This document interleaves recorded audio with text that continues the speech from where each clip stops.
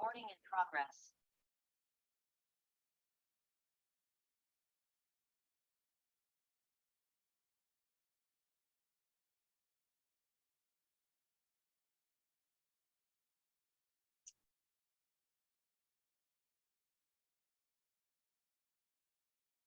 Good evening, Cameron.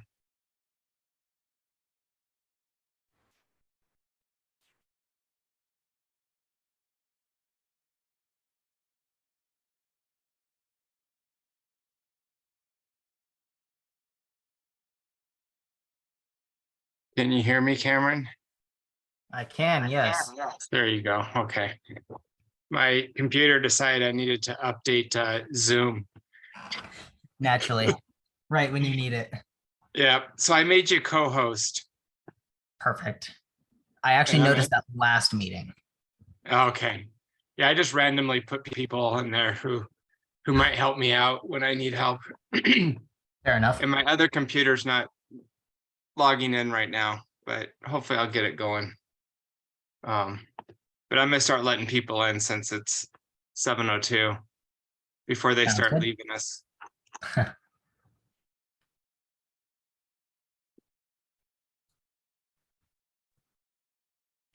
Recording. No, not good. Yeah. Well, on the bright side, I don't think it'll just be you and me sitting in a Zoom call. No, it looks like we have a few more people tonight. Yes. Did you want to start with your stuff tonight and then end with the video clips? Yeah, that's what I was thinking we'd do. Sounds good. That way you can go with as much time as we have. Works for me. Because I am still working on the PowerPoint now.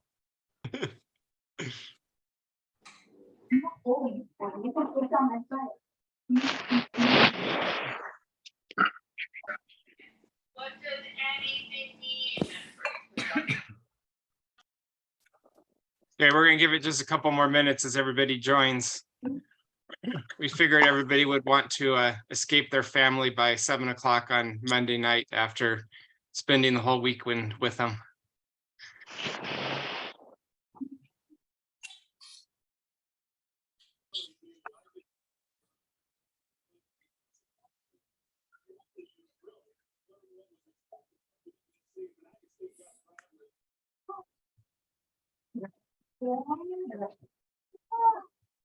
What is it? It took me a lot of turns, but I did it. 240.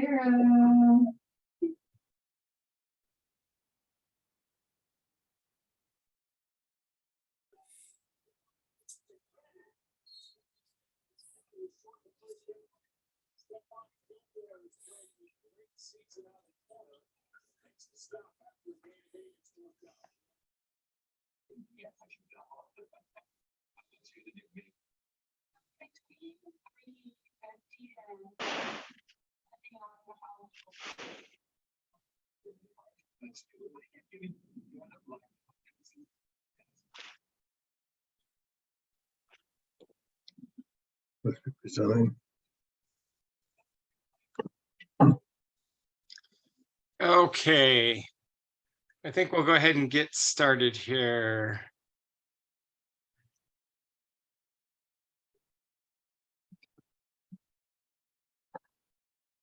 My other computer isn't working, so I can't work off of 2 tonight.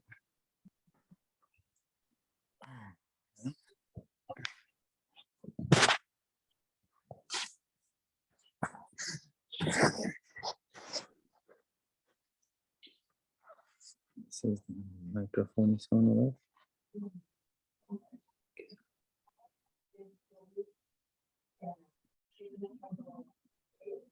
Okay, welcome everyone to December's Zoom meeting.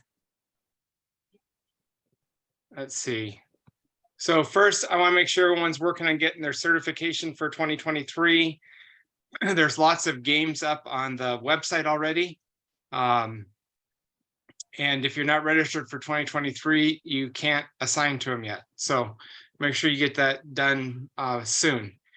I know that Cameron and Cody have a bunch of Academy games already up for January and February even. So, and then there's, I should have the second weekend of the Pac Northwest Winter Classic up probably by Wednesday, if not sooner. And also the Northwest National League games for the third weekend of January are up already as well. So a little motivation to get your certification done. Next is our annual general meeting. We always have that in January. This year will be on the 23rd at 7 o'clock. We'll talk a little bit about the Northwest Soccer officials and kind of where we are in regards to our activities. We'll have elections, and this year the positions that are open are listed here. So if you're interested in running for any of these positions, feel free to reach out to me or Jeremy Gerking, our president, and find more information out in regards to what it entails to hold one of these positions. We are always looking for people to assist with the organization and its running. And then we'll also have our usual awards, those that officiated the most games, our adult and youth referees of the year, and our rookies of the year, etc. So don't miss out on coming on the fourth Monday of January. We'll be doing that instead of our monthly Zoom meeting. With that, just want to go over tournament expectations with Winter Classic coming up. Want to remind everybody kind of what we're supposed to do. So tonight I'm going to try to do polling, and let me remember.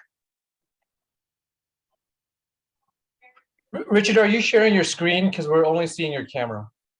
At least I'm Well, only that's seeing- no good. Oh. You're not seeing the PowerPoint? No, we are seeing it. Oh, people are seeing the PowerPoint? Yes. Yeah, yeah. Okay, perfect. KD, I think, can you see it now? I can't, but I'll figure it out, Richard. It looks like it's my. Okay. I was like, it tells me I'm sharing. Okay, so I thought I'd go through the tournament expectations tonight through polling questions. So we're going to see how much everybody pays attention to the expectations in regards to tournaments. So here's your first questions of who's responsible for starting the game on time.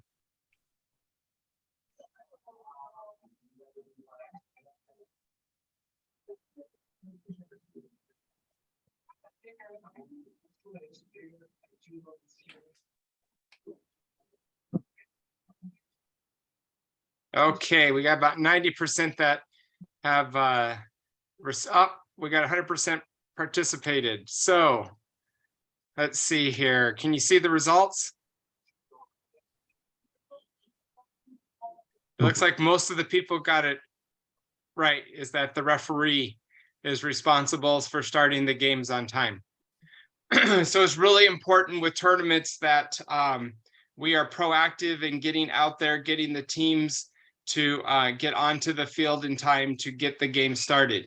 If you aren't getting cooperation, make sure that you are giving the teams warnings in regards to that. Hey, we're going to start the game in 3 minutes. And if you got a minute till game time and there's still nobody out there, I encourage you to say, hey, in a minute, I'm starting my clock, whether you're out here or not. So make sure we're getting the teams out there and set that expectation. It's not fair that if you get your game started late and for whatever reason don't end on time, that you hand the field over to the next referee crew behind schedule. Okay. Let's try to go to the next one. Okay, can you see poll 2?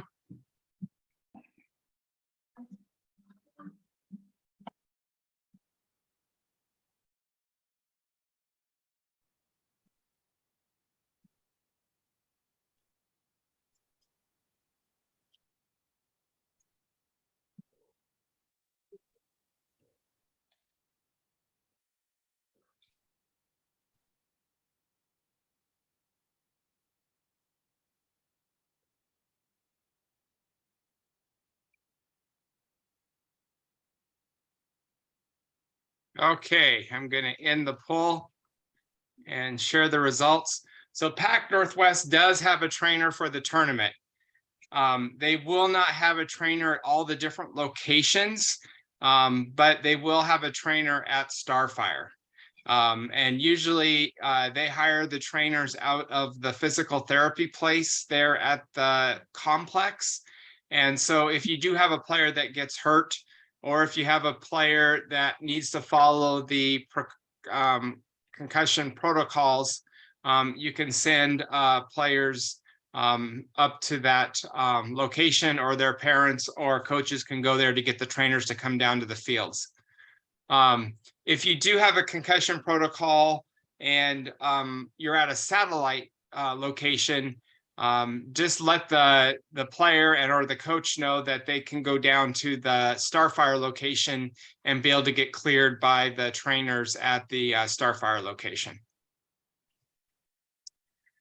Any questions on that one?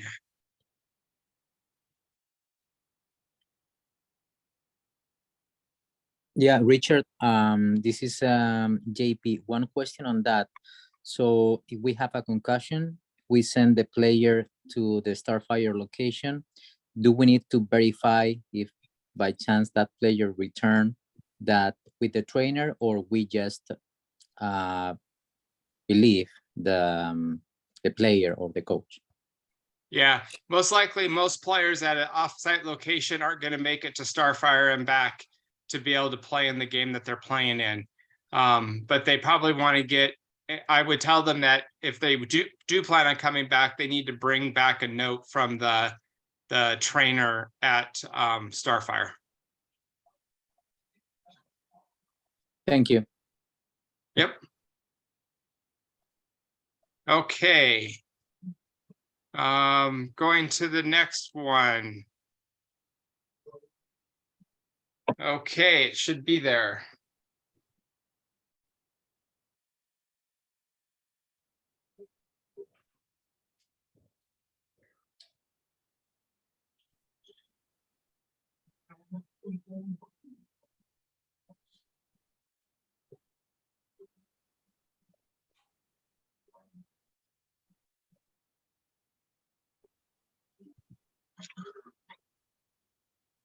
Okay, we're going to end the poll.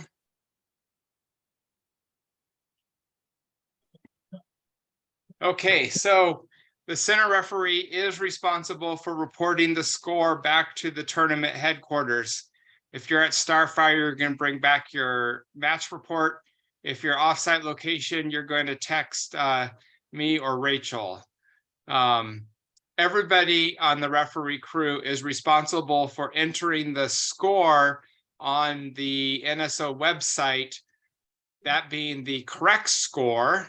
So that way, if we run into any issues, we often, signers go back and look at the match reports that are filed to be able to figure out what the score was if somebody comes in and says there's a discrepancy. So make sure that at the end of the game, the whole crew has the same score and you're all reporting it on the website the same way. So that way, if we need to verify, we can verify it.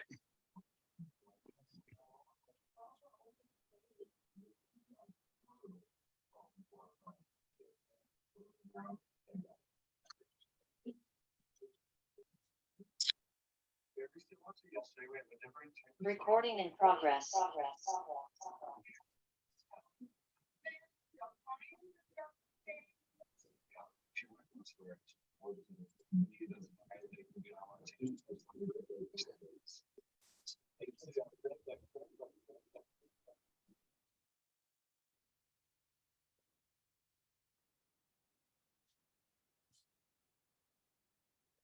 Okay, we've got pretty much everybody answered that.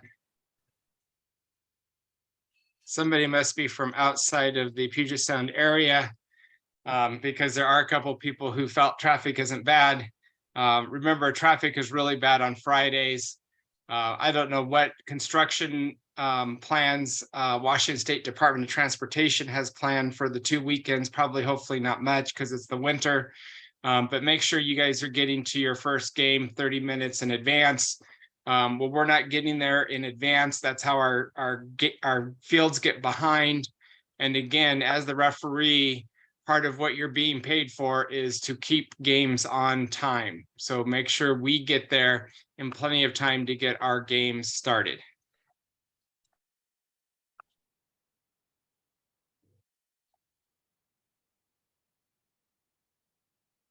Okay, let's talk about touch lines.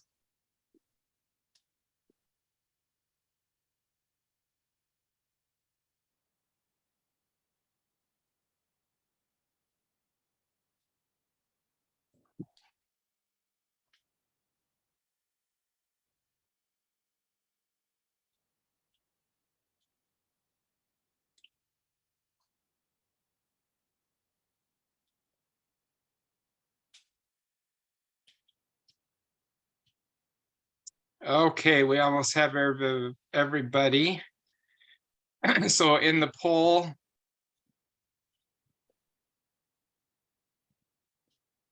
so definitely the biggest reason why we want spectators 5 yards off that touch line and or off of the turf is for player safety. Unfortunately, we don't get to sell any better seats for them to sit on the touch line. And I also seem to observe that the further spectators are from the touch line, the less feedback they give or the less yelling and screaming they do.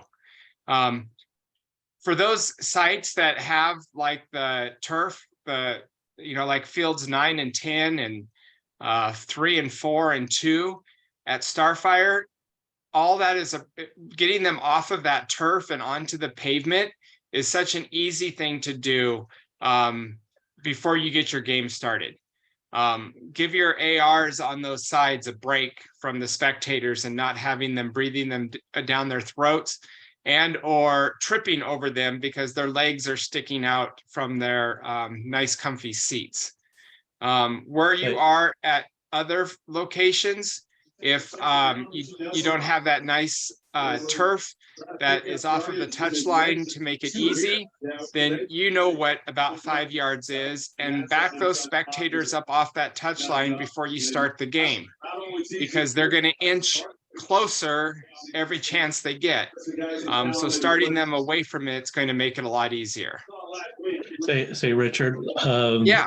Also at Starfire on those fields, on the light posts, there's also signs that actually tell people to not be on the turf. So we could actually point to that and say, hey, it's a rule.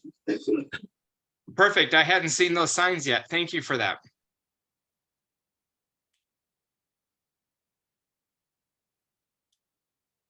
Okay. Let's go. I think we're almost getting close to the end here. This is the last one.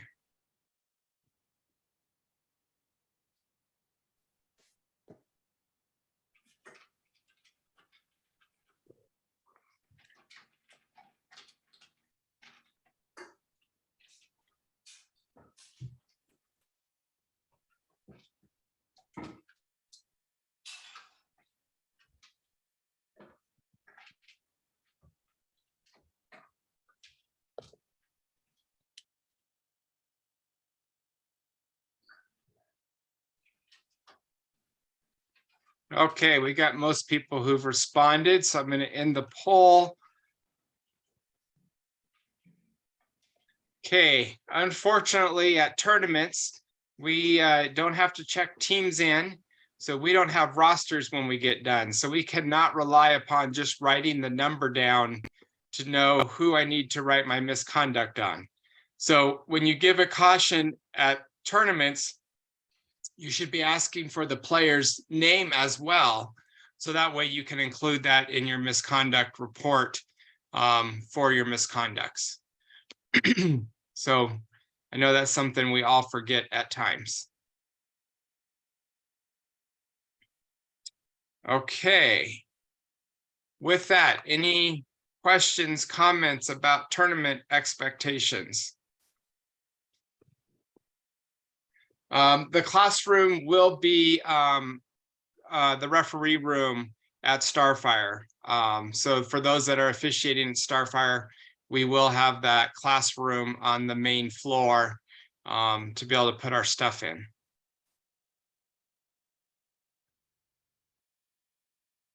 Okay, I'm not seeing any other questions.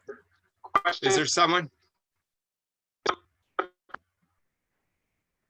If someone's trying to talk, it's hard to understand you, and you might want to throw your question into the chat. Okay, Cameron's worked tonight on getting us some good video clips from World Cup. So we thought we would ask tonight first if anybody had anything for open question section, and we'll take care of that first. And that way Cameron will fill the rest of our hour with his great video clips that he's selected. Anything for the open forum section tonight? Richard, I have a question. This is KD. Yep. Yeah, so I had a match recently. After the match ended, the coach demanded that I bring him back his 3 balls that he gave me. I don't know where the 3rd ball went. He said it's my job. I gave him 3 balls. He gave me 3 balls. I'm supposed to return 3 balls. Is it the referee's duty to keep track of all the balls? I mean, we eventually found the 3rd ball. It went into the woods, but I don't know if that's my job or his job. Yeah, I'm not sure that it's very clear that that's our job for 3 match balls. I know that most of the time we're pretty lucky in that the match balls don't make it too far. I know I try to pay attention to where my 3 match balls are, but they often seem to disappear, especially behind goals in crowded areas. But if you, that's what I would suggest, KD, is try to kind of somewhat pay attention to it. Remember, balls get launched into the woods, so if coaches ask us, but at the end, it's not our responsibility to keep track of the match balls that we're given. Thank you.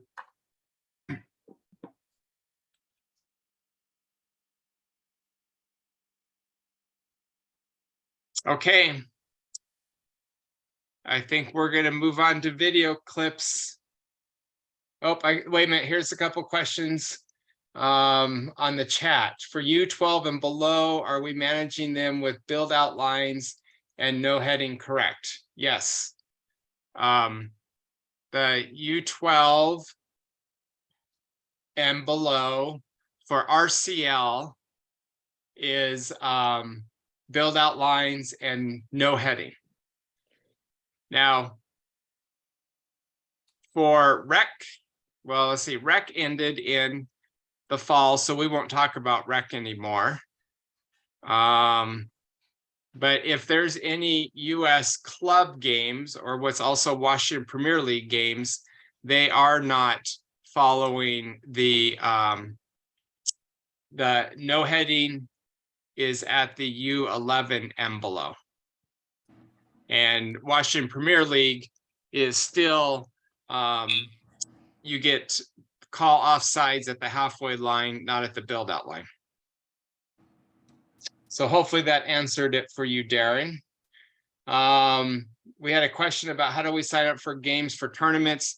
They're on the NSO website. And if you hit the inquiry link in the upper left-hand corner, you will be able to get them. There is not a site that I'm aware of right now that has Washington referee polos, but I keep trying to get Chris Turner to put one up. So if any of you know Chris Turner and you want a Washington State polo, send him an email and ask him when it's going to be available. Let's see here. Yeah, we're just waiting for Kat to finish his game. The Winter Classic does have its own set of rules, but most of there aren't many differences from the regular league rules. But if you do want those tournament rules, I'll get them posted before the tournament, and or you can get them off of the Pac Northwest website.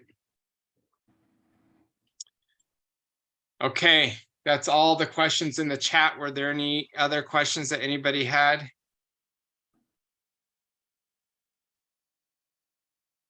Nope. Okay, Cameron, are you still there? I am, yes. Okay, it is yours then. I will stop sharing. All right, let's see if I lose everything on my screen. I didn't. Let's go. All right, can everyone see the PowerPoint that I just shared? Yep. Yes, beautiful. As you can tell, I made these slides before I knew the exact date of this meeting, and I never got around to updating it. So what these clips mostly encompass is before we had a designated timeline, it was a few requests from referees that we had already gotten for some clips, which then turned into I'll just go through the World Cup because it has seriously been a gold mine this year. And then originally I was supposed to cover the DPL Academy clips, but we're probably not going to get to those. And then I have a fun little video clip of a referee that I'll still show at the end because it's hilarious. And that will make sense when we get there. So the first clip that we're going to look at is from Argentina, Croatia, and it was actually a request from one of our officials. So the way that I have this set up is I'm going to show you the video clip in case any of us have forgotten the play in question. Afterwards, we're going to talk about the clip a little bit, and then we'll show the clip again. Okay. I'm also going to apologize in advance. Fox Soccer is a fabulous broadcast program, and some of these videos are from less than legitimate sources. So with that, there is no audio, so you shouldn't hear any audio for these.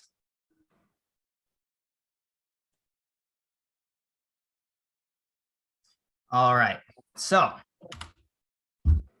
obviously we know what the call in the field was, but considerations for dog zone, because this is a it's a borderline dog zone decision. So we're going to go through considerations, just show them up here. Okay, for a dog zone, number of defenders, okay, the direction play is going, Ready?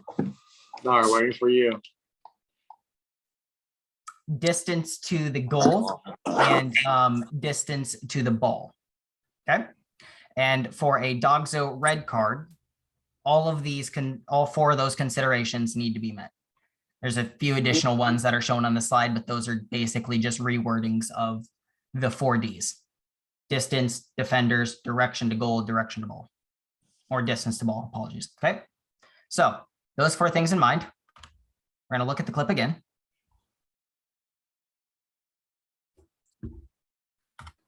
Okay, since it's a short clip, on the top right-hand corner here, I have a rolling GIF of the contact. And on the bottom left here, or sorry, bottom right, I have a still image of the point of contact. So I also have the considerations on the left-hand side here. Does anyone want to run through what their personal decision is in this play?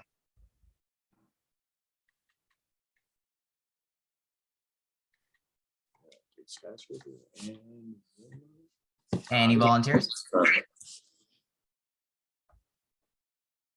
Otherwise, I'll just call on someone and saying that a few people grimaced.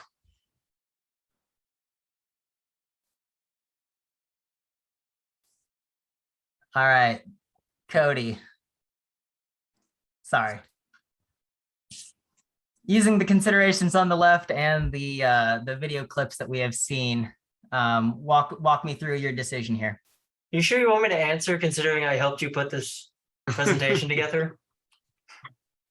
Yes. Okay, whatever. Number of defenders, it's only the goalkeeper. It's going towards goal. It is a very short distance from the goal.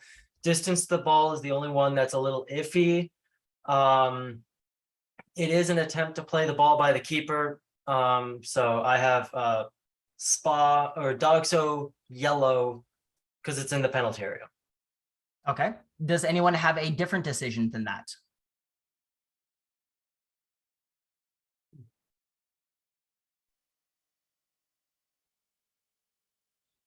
Yeah, why not consider a red card in this play? So Cody, going back to what you used, right? You said that the distance to ball was a bit iffy for you, correct? Correct. Hi. So, like it says in the bottom of the considerations there, you have to have all four. You have to be 100% sold on all So four who's of those mid? considerations. If you're going to go red card.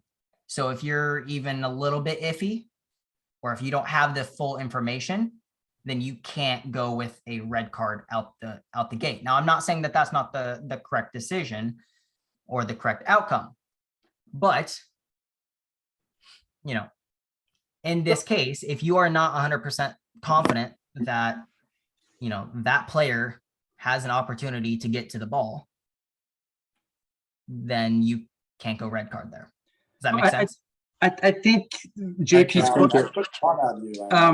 I think it was because the attempt to play the ball, a penalty was awarded, and the double jeopardy part comes into play. Why it's not a red and downgraded to yellow. I think that's the answer to JP's question, right? Because the goalkeeper attempted to play the ball, made contact, a penalty was awarded.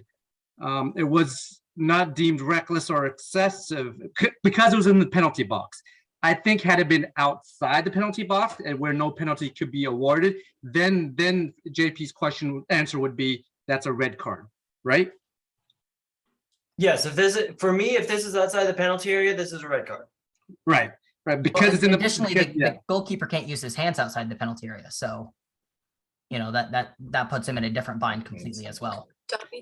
But I think the double jeopardy, I don't know, ruling or theory, whatever, it comes in play. That's why it's a yellow downgrade, not a red, right? What do you mean by double jeopardy? Because you were saying reckless, or even if it's a reckless here, it's still not red. If it's a violent conduct, then it would be a red.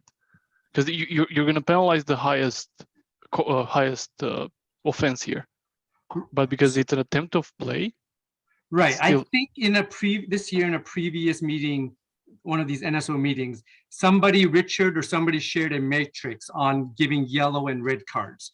If there was an honest attempt to play the ball in the penalty box and a penalty was awarded, you can't give him a red plus the penalty. Because the penalty was awarded, that red downgrades to a yellow. And Richard or someone who showed that matrix can correct me if I'm wrong. That's what I remember from that matrix.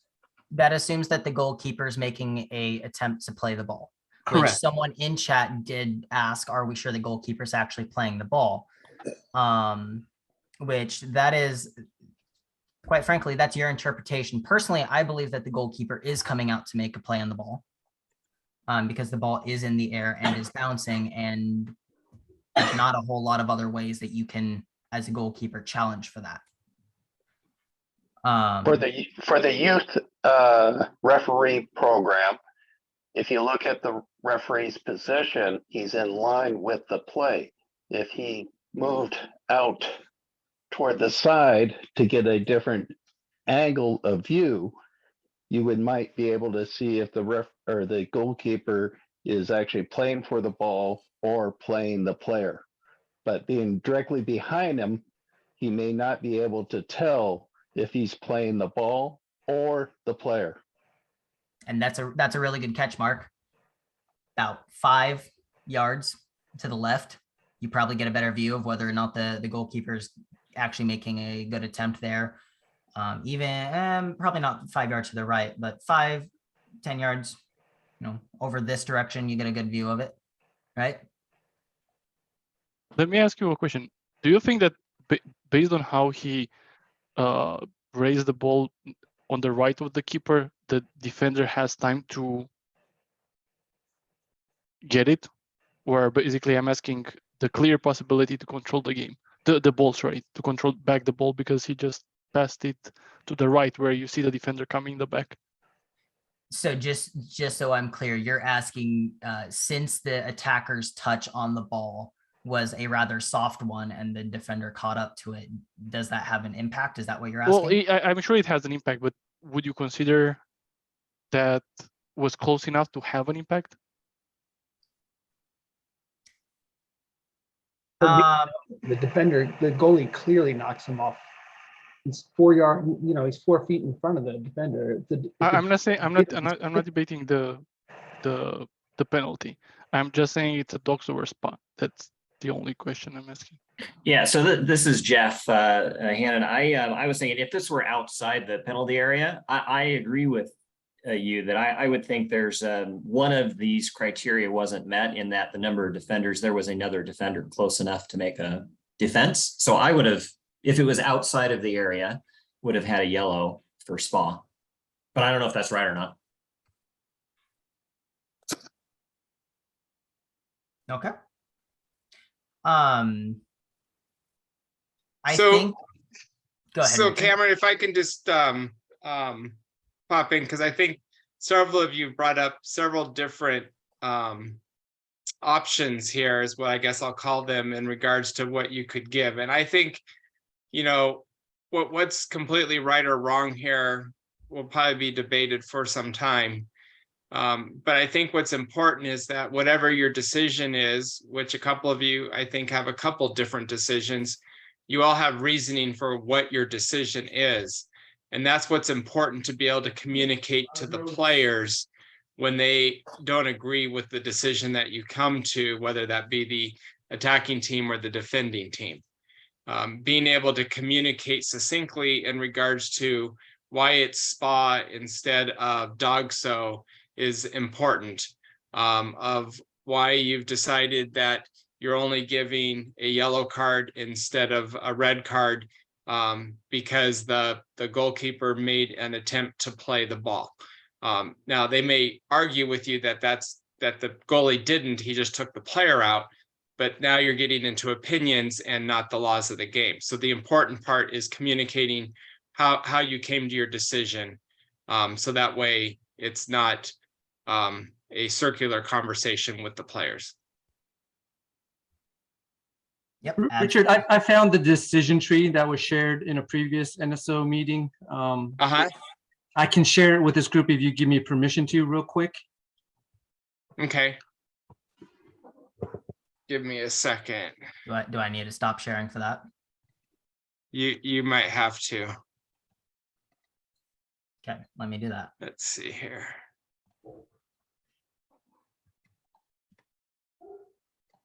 Okay, Katie, you should be able to show it now. Okay, share screen. Can you all see my screen? Yep. Yeah, so I took a screenshot of this when we talked about it. I don't know what month it was, but for tactical fouls inside the penalty area related to Dogso and Spa, if there was an attempt to play the ball, yes, and this is your interpretation as the ref, did he attempt to play the ball? If you said yes, then it's a yellow card. If you don't think he did, then it's a red card. So I hope that answers the question about double jeopardy. But this is the decision matrix. Yeah. So KD, that's where I think I would caution you about the double jeopardy, because I know what it is that you're saying, and was used for us to explain why. So few years back, and I don't know how many it was, we used to not have the yellow card option in the penalty area. Every time there was a dog, so no matter what, we had to give a red card. And when they switched it to that, you could give a yellow card and a penalty kick, and they use the terms double jeopardy. Okay. But double jeopardy isn't in the laws of the game. So I just caution us in not trying to use that as communication on the field to the players. It's really about that there was an attempt to play on the ball. That's why it's only yellow instead of red. Understood. Okay. All right. I will stop sharing and hand it back to Cameron.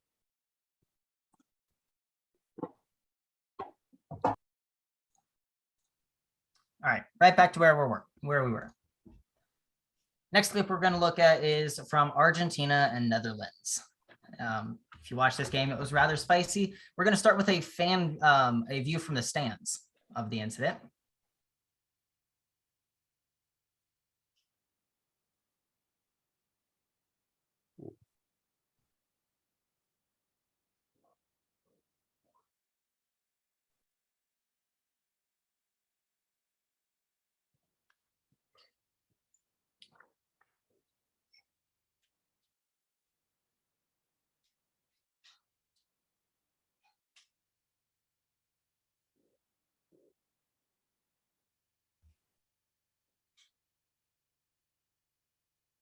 All right, the rest of that's not really important.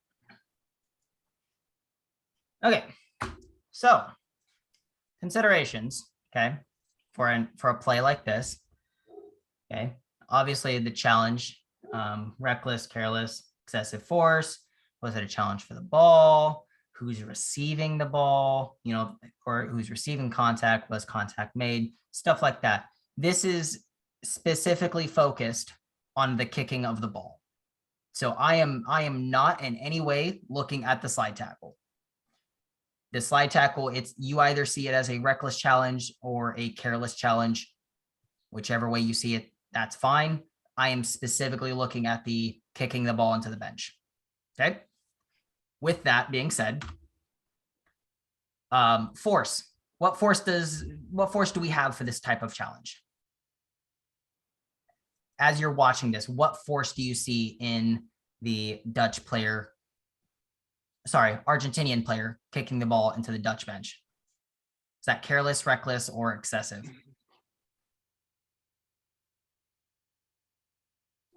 Maybe the force, I would say it's medium force, right? It's careless, reckless, and I wouldn't call it excessive force necessarily by the mode of the contact of the, because it's towards the ball, towards the players. I don't know.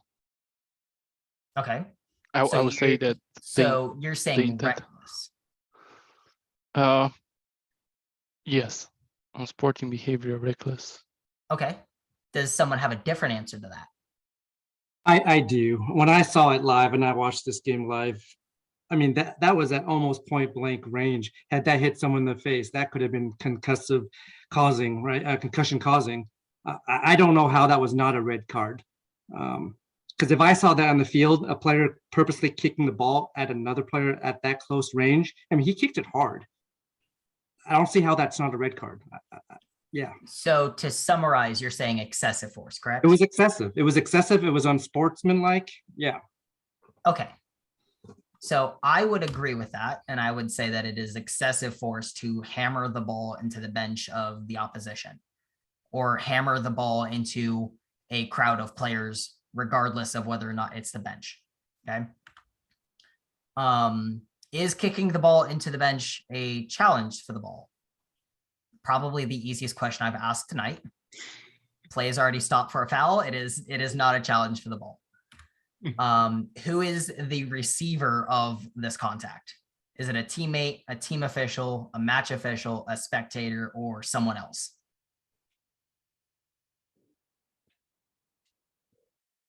No one.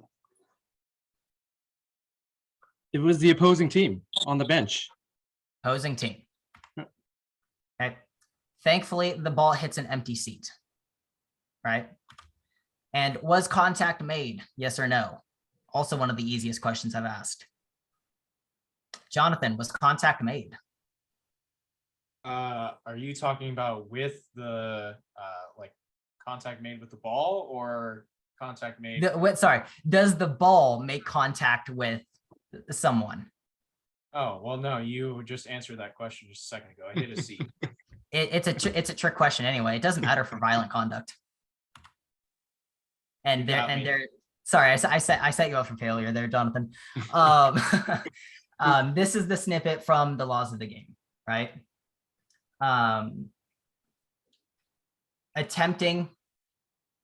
Deliberately striking or attempting to strike, regardless of whether or not contact is made, is violent conduct and is a send-off. I actually have no idea how it wasn't a red card, but it gives us a wonderful video clip to talk about in a meeting. So yeah, this is violent conduct. Like he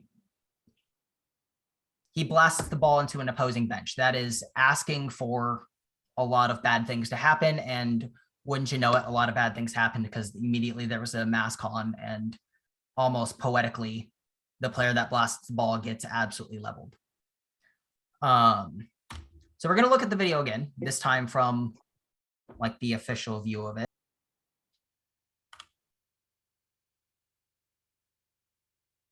Huh. My other slide didn't get added in there. That is unlucky. Anyway, Let me ask you this. Yes. So I don't think the referee could I mean, I don't think he could avoided this, maybe call more fouls and try not to get into that situation. That's a red card, but then there is a man made and definitely some yellows, at least. Some pushing and some. So that's a good question.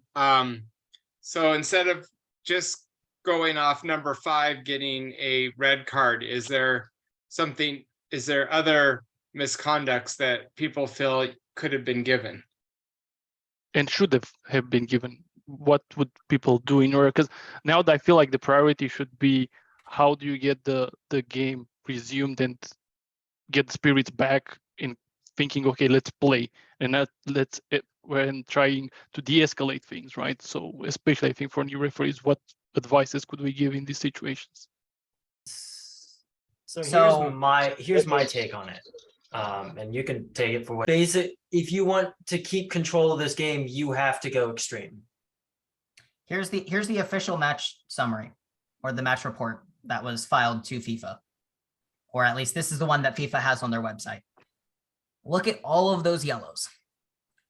When you give a yellow, you're looking for 2 different outcomes, or one of 2 outcomes, either a player behavior modification or a team behavior modification. If you give 14 yellow cards in a single game, your yellow cards aren't modifying behavior. Sure, but if I count 5 yellows here are the ones before all of that happened. All of them, if I look at what's happening there, all of them are after after the 88th minute. Okay. So you're saying, I'm just adding to the conversation. I'm saying that there haven't been 14 yellows before. There've been 5 yellows before, and then the remaining, how many did we say? 12, 7. So anyways. So you've given 5 yellow cards in the game. Yes. And then a player slide tackles twice. The first one's clean. The second one, coin flip, depending on the referee, whether or not you want to call that careless or reckless, right? Gets up after you've blown the whistle and hammers the ball into the opposing bench. Did you get any benefit from the 5 yellow cards you have given in this game so far, if that is the reaction of the player? Definitely not. So that's why, that's why I'm asking, what would you consider, what would be some tools that we can take in order to de-escalate that situation that it's created? Because you can see that 7 yellows came after that, and the referee tried it with yellow. So definitely that didn't work. Even after maybe a red would have made it a bit more obvious. Okay. So part of the reason that I added this slide to the PowerPoint is I want to point out that Virgil van Dijk, Netherlands captain, that came in and absolutely bodied the Argentinian player, did not get a yellow card. Yep. If you are going to give a yellow card to Paredes for that, and you're not going to give a yellow card to Van Dijk for that, what message are you sending to Argentina? That they can get absolutely floored after committing something that probably, or not probably, that should definitely have been a red card, getting a yellow card for that. They get bodied. So, okay, now I can go about the game for the rest of the game. What was it, 88th minute? So, the last few minutes of regulation, 10 minutes of stoppage, and then all of the extra time, I can go out and I can commit a red card challenge. I can get bodied for it, but I'm only going to get a yellow card and he's not going to get anything. What? So, but then it means that the first situation was like we are not going to be able to do anything with yellows. But now going back at this situation, do we think that cautioning different players on the field for what happened there? I think definitely the captain should have gotten in yellow there. I agree. Yeah, so I think. So Adrian, if I could, Adrian, I'll give you what my recommendation would be there, which I think maybe could have created a different outcome, but maybe not in a World Cup game. So I think you're hitting right on it in that you should have had a red card to 5 for the kick because Cameron outlined it quite well for us of why that was a red card. And then Virgil should have had a yellow card immediately given for the shoving to the ground. Now, I don't know if all the refs lost who shoved 5 to the ground, and that's why Virgil didn't get it. But that is so important in our games of making sure that we're watching who the next player that commits something there. So the kind of the third man in, even though he's more of the second man in kind of. But that should have been a yellow card easily. And potentially, if you would have been quick on the draw instead of moving away from the action, you may have had less players on the field. I'm not sure you're going to get very far with cautioning all the subs that came onto the field. But I think a faster caution to Virgil would have been beneficial, is my thoughts. Yeah. If you do want to go the route of cautioning every single player on the bench, just caution the head coach at that point. Save yourself the paperwork. Yeah. If I could add, I had a game many moons ago where I ended up giving about 12 yellow cards. As a matter of fact, Cameron and Cody's dad was one of my ARs back. I just lost Cody, but I gave so many, and the advice I was given from one of our national referees at the time was, there's a point where you just have to make one of them a red card and make it stick. Because as they were saying, your yellow cards aren't changing behavior, and doing something going that drastic, because now I'm in survivor mode. So this crew was in survivor mode during that game because of the fact that there were some inconsistencies of some things, and just it ended up building to the point where they were just going to survive the game. I agree. And I think if I can add, I think for me, I just ask questions, just looking from different perspectives and different angles. So it may be something as a tool that I would have used there, because again, it's not a World Cup, but for one of my games at that point, definitely the red card, definitely a yellow card, but I will definitely take the captain, who number 4, aside and have a conversation that shouldn't happen, and then get the captain from the other team as well and having a conversation between, and just making sure that we discuss about what's happening and we want to get to the end of the game. So I think maybe just as a tool for other people to consider in their games, trying to have those discussion and communication, especially with the captains of the teams.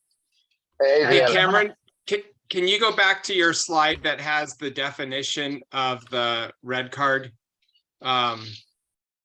for the violent conduct? Yes. So the question in the chat, HD, you asked about, since they didn't hit anybody, can you go with a yellow? The problem is that what I would recommend is it's a red card because it was an attempt. It doesn't have to hit anybody.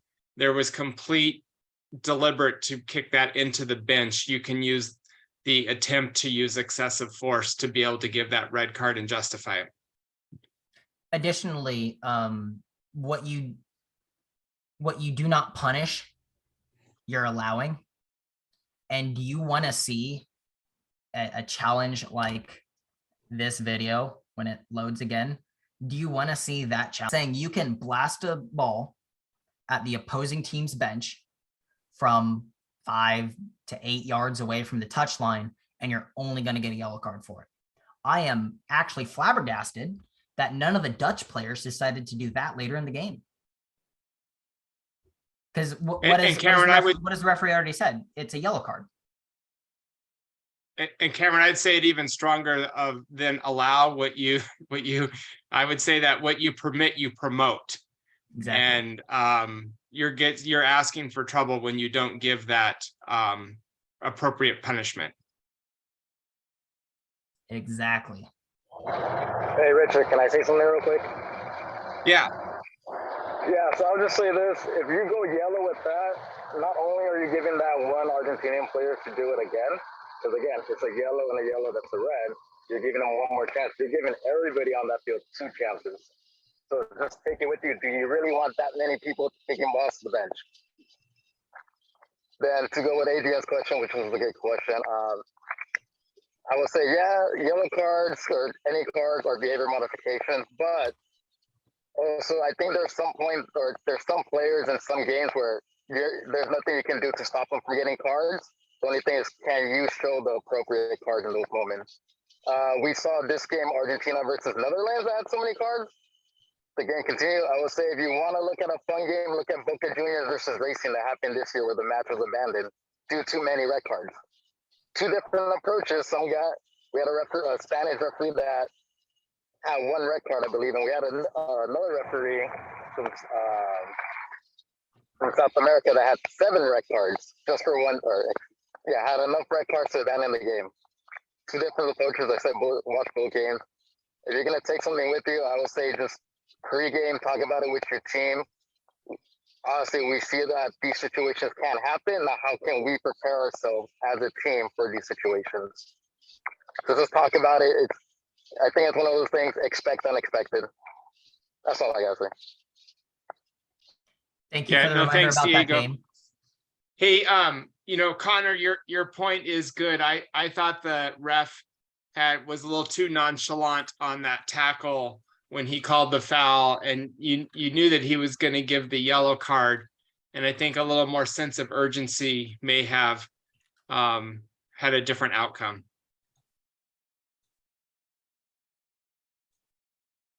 Okay.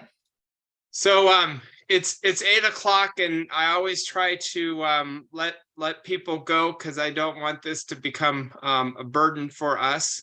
I know Cameron has gotten more clips for us, so I don't know, Cameron, if you want to do another one tonight for those that want to stick around. I can do as many clips as you're willing to keep the Zoom call open. I have 6 just under the parameters that you gave me for tonight. Okay, let's so like I said, those that want to sign off, you're more than welcome to sign off. I'm not going to be keeping track of who's leaving. I appreciate for all of you who did log on tonight, it being a holiday week, and hopefully we'll see you on the pitch soon. Those that want to stick around and see another clip, please go ahead, Cameron, cue up the next one. We're going to go from one controversy to another. So let's look at the first penalty for Argentina.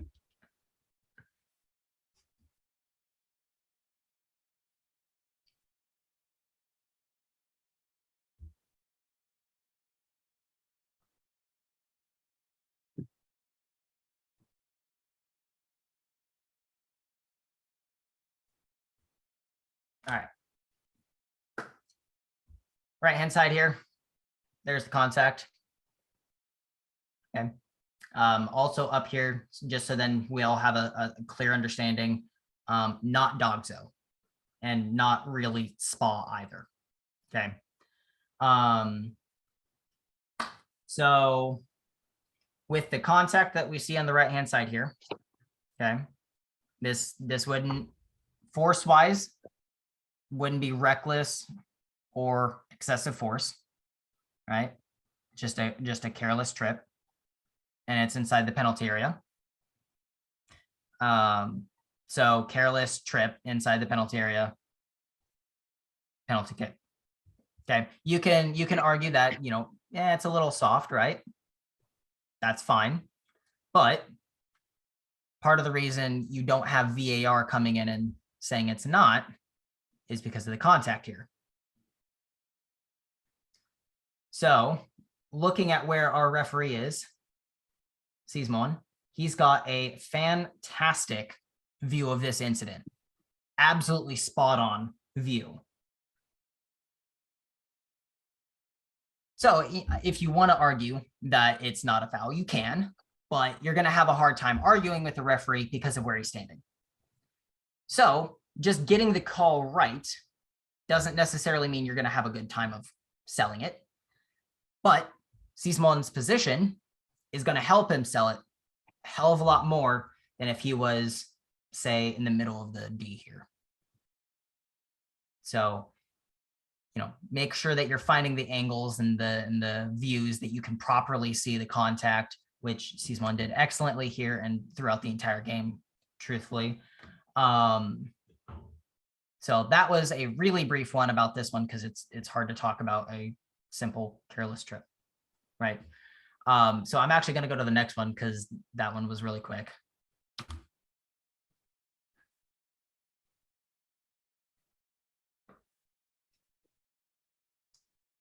Like I said, videos from less than legitimate sources.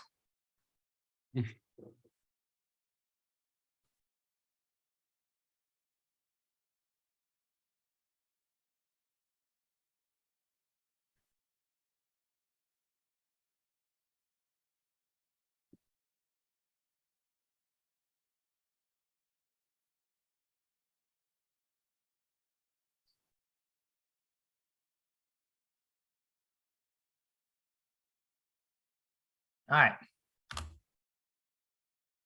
So the considerations on the left-hand side should look really familiar because I copied and pasted from the earlier slides.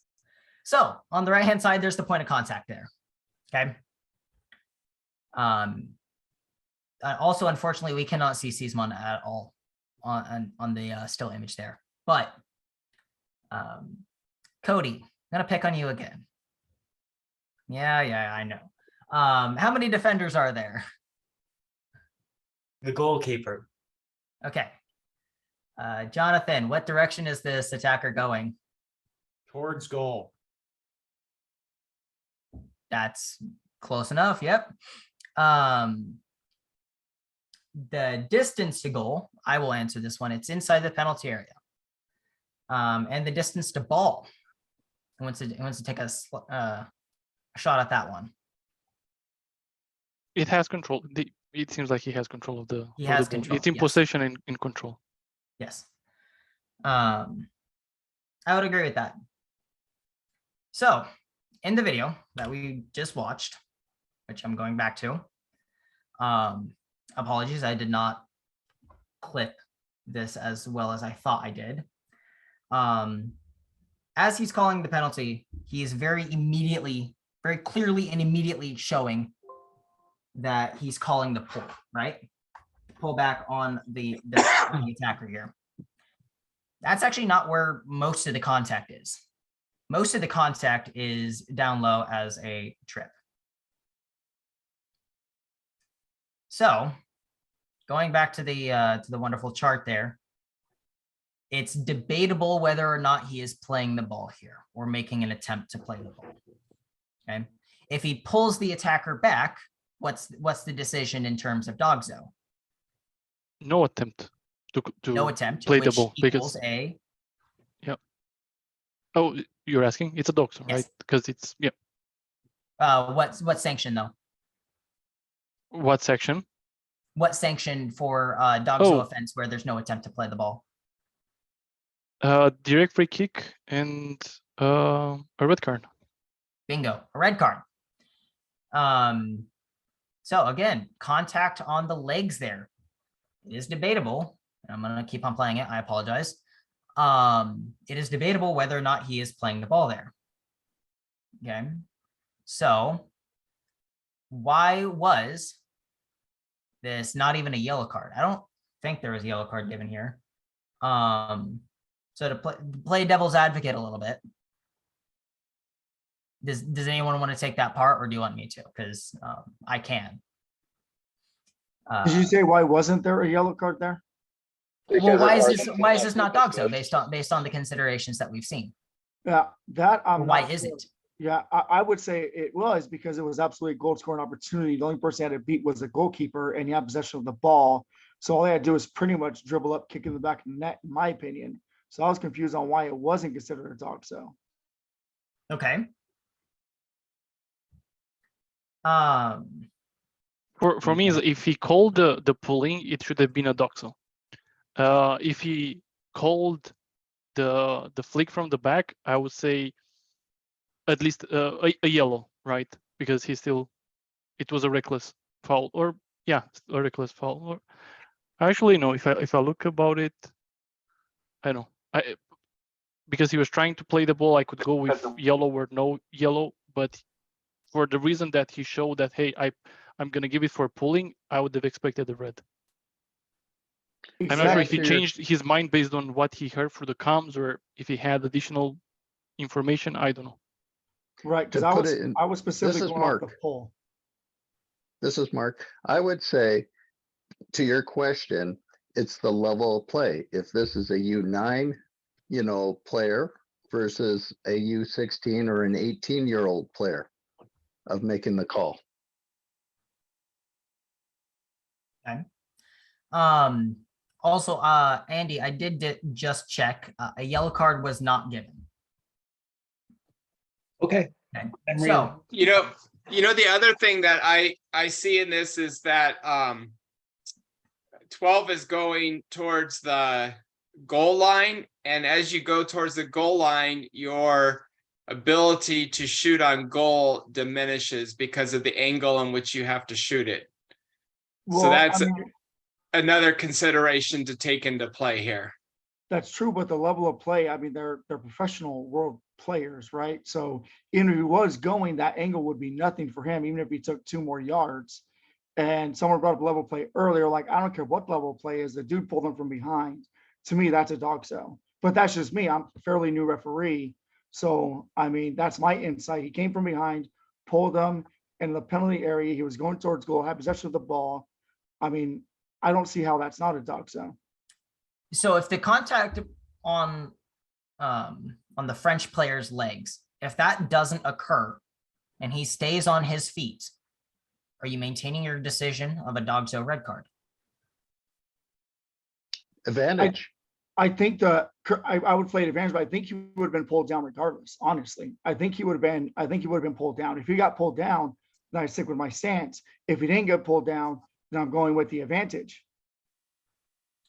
Because what I'm getting at is, what is the more egregious foul here? Okay, I mean, does he get pulled back a little bit? Yeah, absolutely. But that level of contact is sort of assumed for most of these professional players.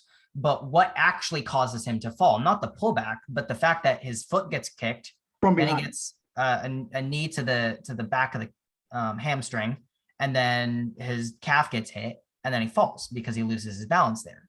Right. So is that the more egregious contact, or are you going with the pull there?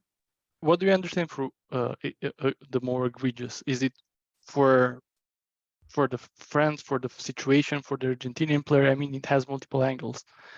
Because if you consider that the pull could have gone into a red, that's the more egregious. Because you get the penalty and you get the red, right? But the actual situation is that the trip caused the penalty. Correct. However, if the trip is viewed by the referee as a legitimate attempt to play the ball, because I do want to note that at the very tail end of this sequence, the attacker takes a bad touch and the ball ends up in between his legs. So yes, while he has control of the ball is in between his legs, and it's kind of hard to have a obvious goal scoring opportunity with the ball between your legs. But it's only between his legs because he got fouled and was being pulled back. Is that the reason it was between his legs, or was it because he took a bad touch? I mean, if you rewind it a little bit slower, you will see that he had possession of the ball, right? And then he clearly loses it as he's being pulled back. I don't like hand slapping, but the knee to the back of the legs, taking them down, is the foul. I would agree with Mark. Okay, I think the foul here is not the pulling of the player. I think it's the contact on the leg, because there is so much more of it.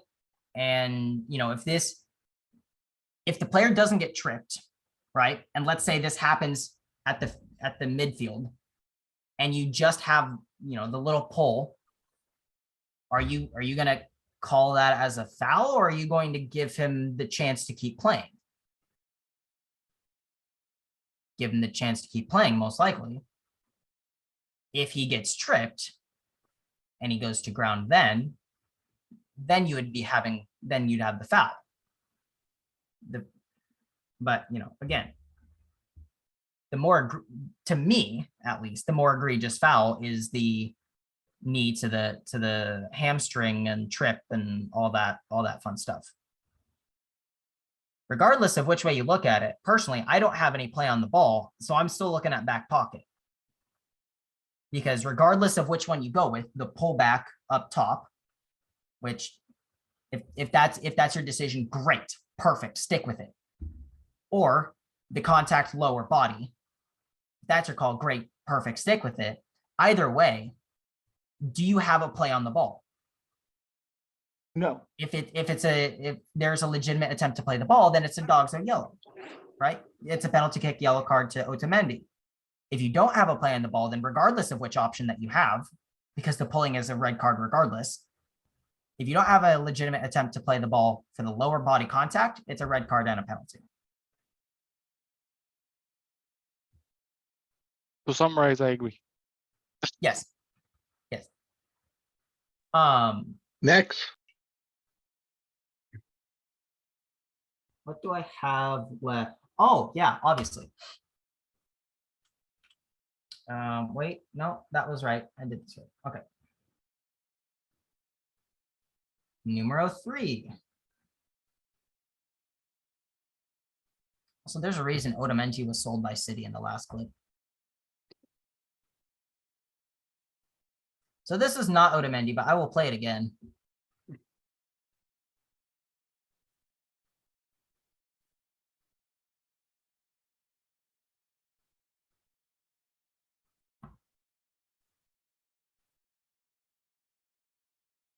Before anyone mentions it, there's not a handball here. This player does not handle the ball. Although it does look like it from several different angles that have been posted since this game, does not handle the ball.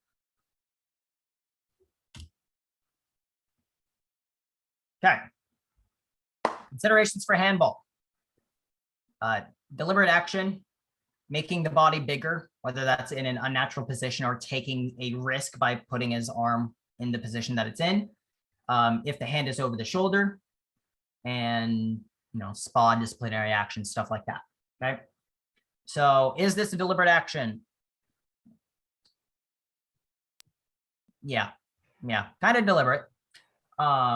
Especially considering that he turns like this, right?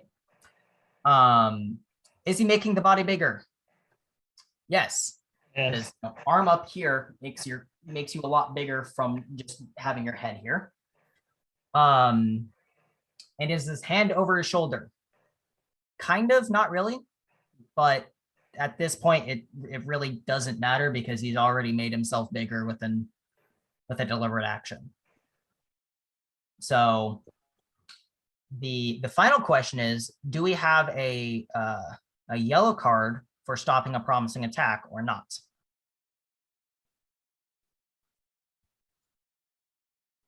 What do you guys think? Yes. I would say yes. Maybe it's a shot on goal. Isn't that considered stopping?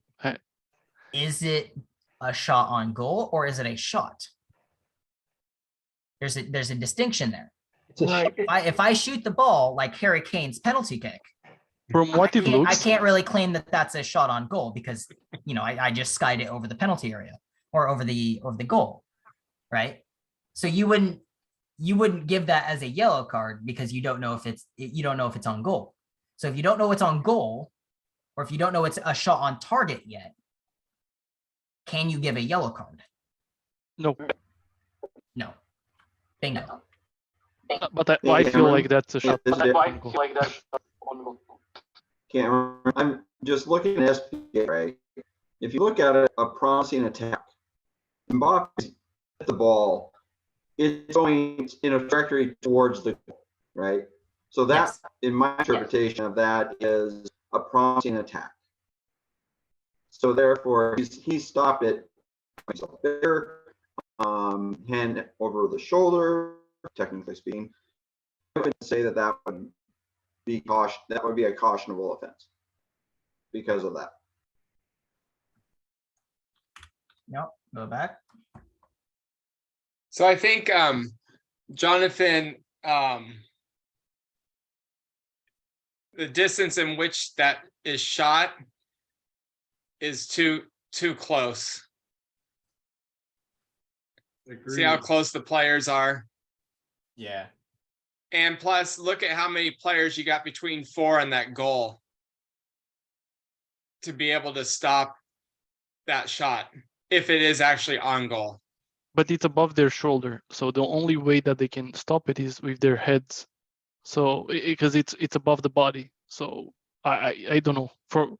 I'm either way. I'm happy here for not giving a yellow. I think if he gives a yellow, I think it makes his life a bit more hard because, yeah.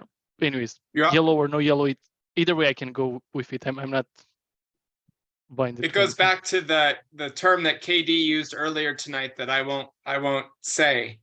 But you're already giving a penalty kick, which is pretty much giving a goal, unless Kane's kicking it for you.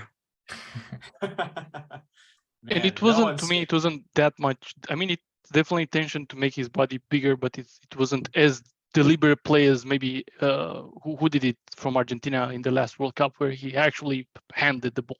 It's still a reaction, a bad reaction. I think he could have he was trying to protect his face, and I think you can do it a bit better rather than just making your body that big. So I'm okay with no card. Yeah, he's not even looking at the ball. No attempt to even look at the ball. Yeah, so I'm okay with the penalty in the 150 minute as at this intensity of the game and how it was and how many penalties. I think either way it's perfect. If you can justify it and explain it and can communicate this to the players, either way. So this was a PK? Yes, it was. It was given as a PK. Rightly so. Also, no caution was given on the play, which I also agree with in this instance, because you cannot reasonably tell at this distance whether or not that's a shot on target. If it is a shot on target, or if half of these players aren't here, you could probably make a really good case for stopping a promising attack, right? You can't have Dogzo because it's not clearly and obviously a goal scoring opportunity. Right. So working backwards, it's not Dogzo, so no red card. It's debatable whether or not it's stopping a promising attack based on it being a shot on target.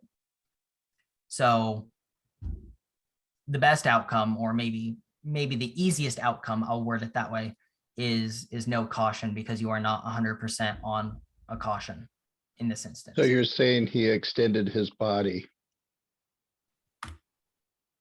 I'm on the wrong screen. Yeah, he made a deliberate action to make his body bigger. Yes. And this is as close to the still frame as I could have gotten it for where the contact is made. That is not a natural position for a player to be in when jumping for a ball. If you were sure that the ball was on target, isn't it a red card? No. No, it's not clear. Maybe if that player would have been on the line like Suarez was, and let's say the same situation, take this player and put him on the line, maybe, right? But from that distance, no. Even if it was on target, you have one defender and a keeper. So I still think it's on the target, but you still have two defenders. It's not clear. 2010 World Cup, Luis Suarez on the goal line, batting the ball down like he decided he wanted to play volleyball that day. Okay, he was the last defender on the goal line, using his hands to deliberately stop the ball from going into the goal. Red card for handling the ball at Dogzo, right? If he is the only defender in the penalty area, apart from the goalkeeper, and Mbappe is taking this shot, okay, at that point, you could probably go Spa. But you cannot, at this point, say it is a denial of an obvious goal scoring opportunity because of the distance of the players, right? Mbappe is outside the penalty area shooting, and has 2 defenders to beat. So at that point, probably, at that point, you're looking at probably closer to a yellow card. And if there's no other questions, I'll show the stupid clip that I have if it rendered on time. Where do I sign up for these games? On the NSO site? They seem exciting. Well, Jonathan, inquiry and then clients, set it to Pac Northwest. And that'll be Pac Northwest games. Or if you want other clients, you can do Authority USSSA for our games. Anyway, let's go to the dumb clip of what is this referee doing? I really hope this video rendered. It did, yes.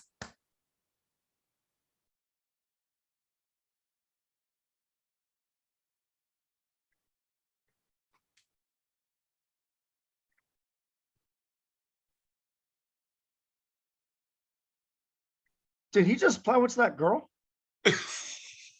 I would love to Yes. say he didn't, Yes, he but did. yes, he did. Sorry, I got caught watching the ball and I missed it. lost track Can of the you, yeah, goalkeeper. can you do it I again? would absolutely Play love it to play it again. again. I would Play it love to again. play it again.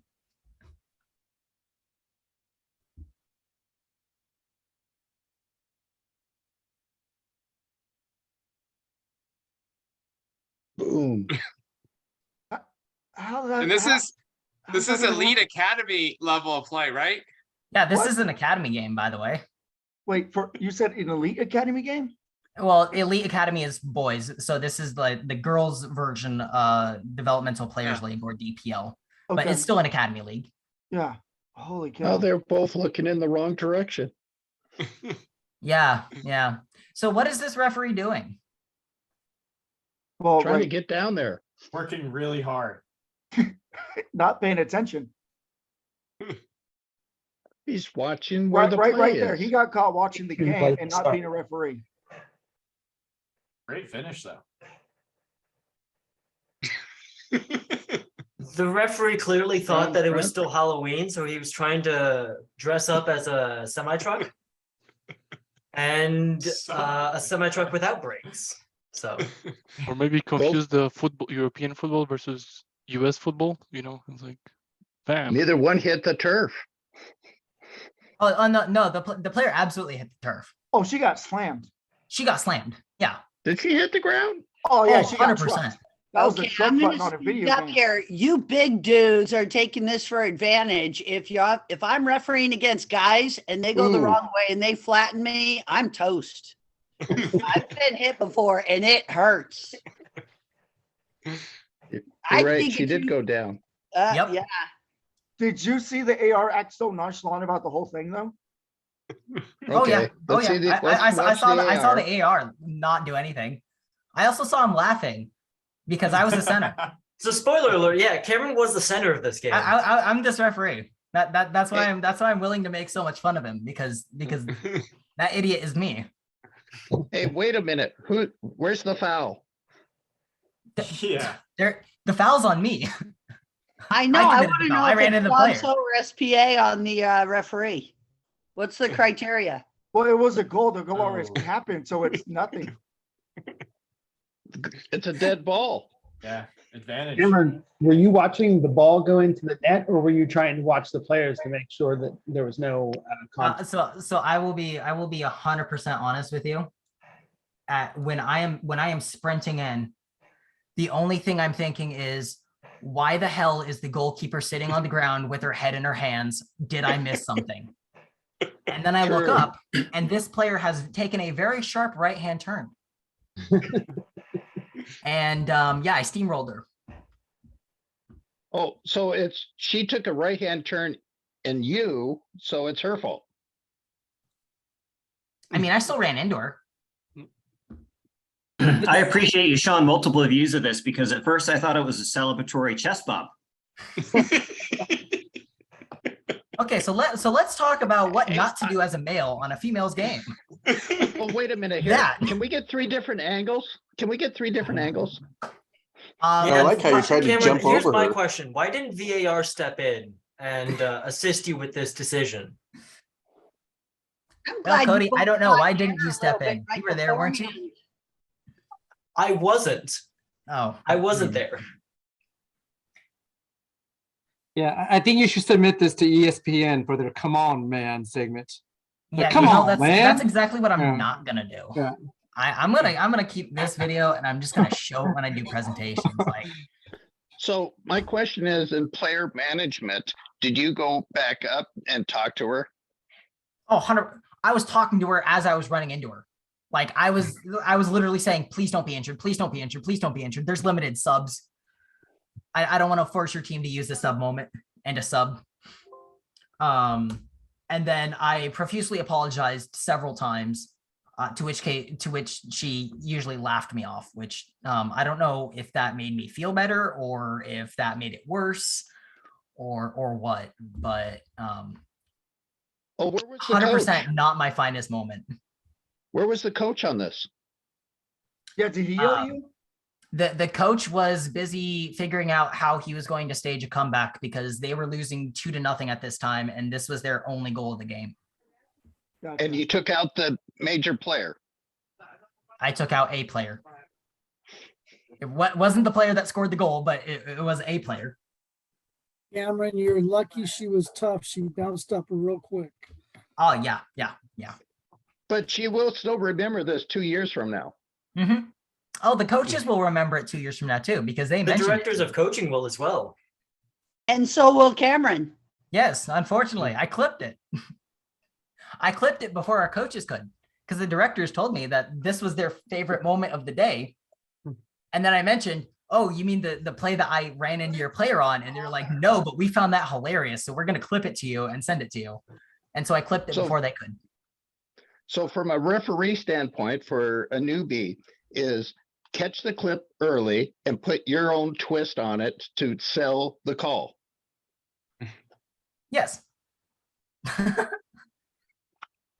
Yes. And also be willing to just show your mistakes, right? Because like it's really easy to just like clip the good parts of your game, right? Like if you absolutely nail like a penalty decision, right? Obviously you want to clip that. On the other hand, right, part of reflection that we have to do as referees is what went well and why, and then also what didn't go well and why. So this is a prime example of what didn't go well. Literally the entire 20-second clip didn't go well for me. So I think that's now your it's about why it didn't go well. I think, as someone mentioned, I am very, very stagnant when I realize this player misses the ball. I start really slow and then I realize, oh crap, this is a potential dogzo situation. Then I start sprinting. Then I'm so focused on why is the goalkeeper on the ground that I tunnel vision and I don't see the player coming at me. So there's like 4 or 5 different things all in a row. I would have liked to see you go wider too. I would have liked the player to go wider, if I'm honest. But So when you were sprinting, was your head up? I couldn't really tell because with your line, you might have been able to see the goalkeeper trip on her own. But I'm not sure if you were looking down because you were like, oh shoot, I got to catch up to this player or not. yeah, I'm too slow here, but my head is up. And then like as I'm coming in, my focus is right here. Right, because you see her on the ground, but you didn't see how she ended up on the ground. You couldn't see that she tripped. Literally on her didn't feet. see her. Right. I see her as she's like putting her head in her hands. Like I don't see her start stumbling like she does here, or wow, what a frame to pause it on, but or land on her butt here. Right? Right. I don't see any of that. Because the players are blocking your I'm view. simply trying to catch up to play here because I was too stagnant from the beginning, from the get-go. Then about, I want to say here, I'm looking and I'm like, why is the goalkeeper on the ground? And then I'm spending this entire time like, why is the keeper on the ground? And right here, you could see that I'm looking up like, oh crap, there's a player there. And then I run into her. So I do like, for lessons learned, state the facts, not your opinion. Yep. I mean, I have a lot of opinions about this, but the footage shows otherwise. So like it's really easy for me to say, in my opinion, the player should not have taken such a sharp right-hand turn. So really it was her fault. But at the end of the day, I still ran into her and I still didn't see her until I was running into her. So regardless of whether or not I want to say that that's my opinion, it's still wrong because there's footage of it. Okay, so 6 days later, do you still have the bruise? I actually didn't have a bruise from this, but I was slightly winded. I will admit that I was slightly winded. We need a poll to see how many referees have been taken out by a player before. I bet it's not. As a 10%. player, I have taken out a referee before, sent him to the hospital. It was his own fault, though. That's all I'll say about that. I forgive you, Cody. Maybe it's a badge of honor. It's going to happen eventually.